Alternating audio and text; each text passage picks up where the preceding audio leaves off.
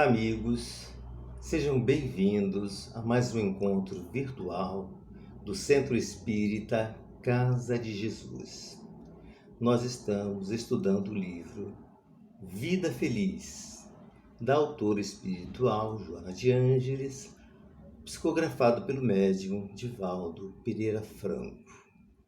E nesta oportunidade, cabe-nos comentar a lição número 7, que diz assim: não ambiciones demasiadamente. Quem muito abarca, pouco aperta, afirma o refrão popular. A ambição desmedida enlouquece quando já não infelicita antes. Cuida de lutar pelo necessário, repartindo o que te exceda, certamente fazendo falta a outros.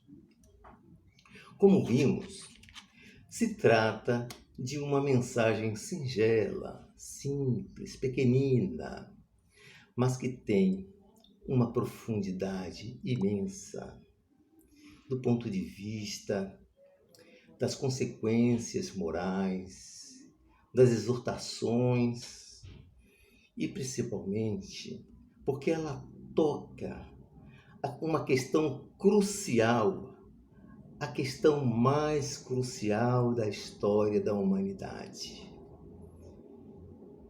Que poder de síntese, não é mesmo? Vejamos. No primeiro parágrafo, ela conjuga o verbo ambicionar no imperativo negativo. Ela diz: não ambiciones. Um verbo é a ação de alguma coisa. No caso do verbo ambicionar, ele representa a ação do substantivo ambição. E quando se fala em ambição, parece ser uma coisa negativa. Mas quando bem direcionada, a ambição não é apenas importante, ela é fundamental. Ela funciona como uma espécie de mola propulsora para o progresso da humanidade. Tudo o que nós possuímos hoje, em pleno século XXI, tudo que existe do ponto de vista material, intelectual, artístico, etc., é o resultado das ambições dos homens e mulheres que, ao longo do tempo, construíram todas essas coisas que nós possuímos. Só que a nossa querida autora espiritual acrescenta ao verbo ambicionar um advérbio.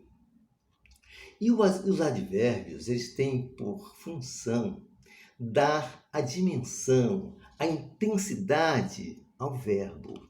No caso, ela diz: não ambiciones demasiadamente. O demasiadamente é o advérbio. Ele dá a intensidade do verbo ambicionar.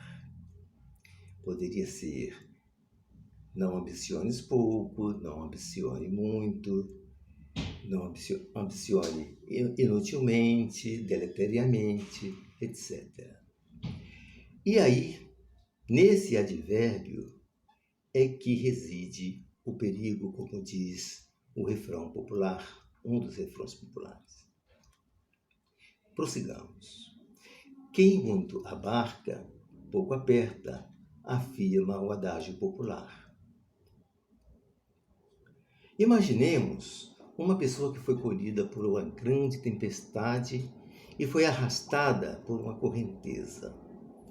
E ela tem, então, duas opções para se salvar, ela vai ter que escolher uma.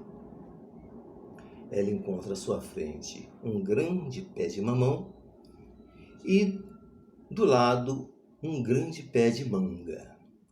Se ela optar por se segurar no pé de mamão, ela vai conseguir abarcá-lo, ou seja, abraçá-lo, e com isso esperar o socorro ou aguardar que a tempestade passe.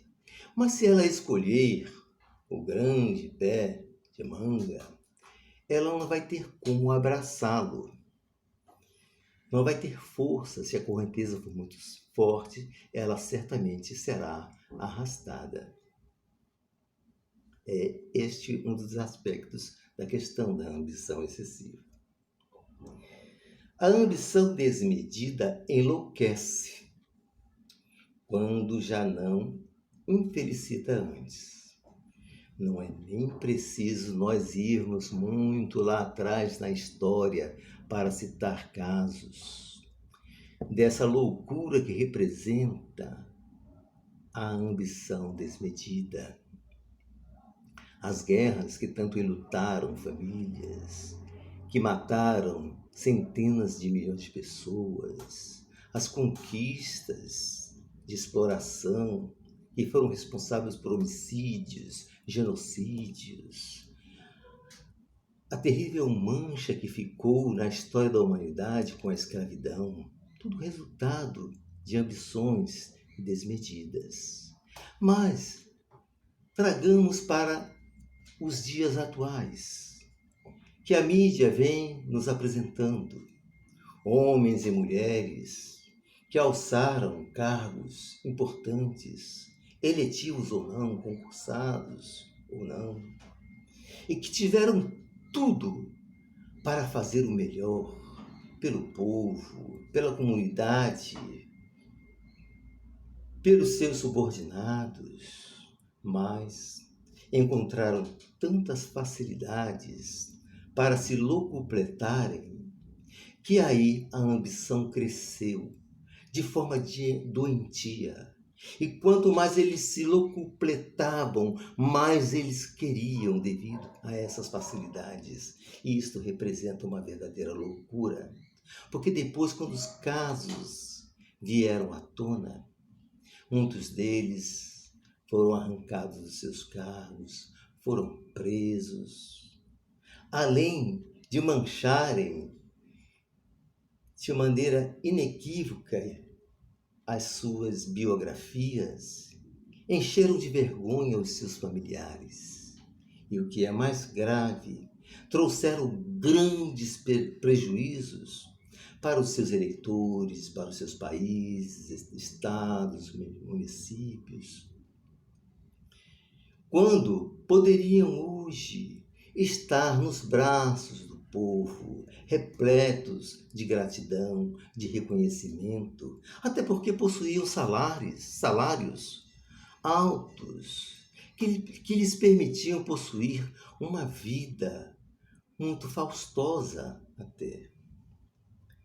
E então se deixaram levar, lamentavelmente, pela exacerbação da ambição, que é filha direta do egoísmo, a grande chaga da humanidade, conforme nos fala o livro dos Espíritos. Prosseguindo, ela diz: cuida de lutar pelo necessário, repartindo o que te exceda, certamente fazendo falta a outros. Será possível isto? O Buda Siddhartha Gautama viveu no ano 563 a.C., ou seja, 2563 anos atrás, e ele viveu como que numa redoma, numa cidade, no então norte da Índia, hoje a cidade de Nepal, e ele era coberto de riquezas. E ele notava que ao longo da sua vida, as pessoas, mesmo com tudo que possuíam, eram infelizes. Quando ele cresceu, depois dos 16 anos, e ele tomou consciência do mundo exterior, ele percebeu que a maioria das pessoas nada possuíam. Viviam na miséria, não possuíam aquilo que ele tinha e que equivocadamente imaginava que todos tiveram. E ele não se sentiu digno de possuir todas aquelas coisas. Ele abandonou tudo e foi viver a experiência da miséria também. Só que ele não gostou dessa experiência. E então, a partir desta observação, ele elaborou a grande máxima da sua doutrina de amor, de sabedoria, quando disse que a virtude está no meio. Assim também disseram outros grandes missionários que vieram à Terra, como Sócrates, Platão, Aristóteles.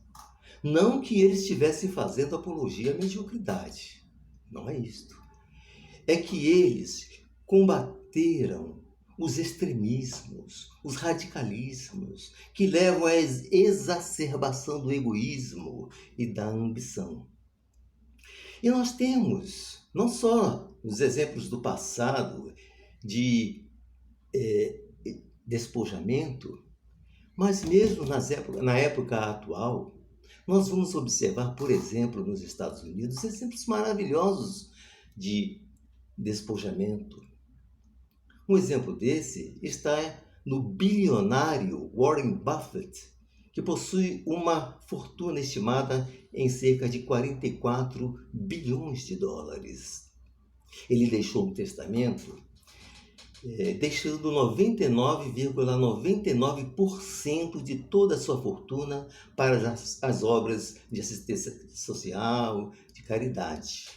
E a bagatela de 0,01% da sua fortuna para os seus filhos. Ora, 0,1% de 44 bilhões de dólares representa 44 milhões de dólares, cerca de 220 milhões, que não é nenhuma bagatela.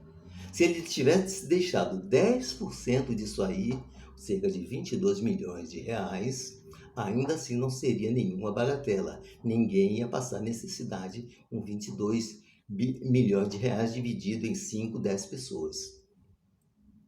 Temos exemplos ainda como o de Mark Zuckerberg, do Facebook.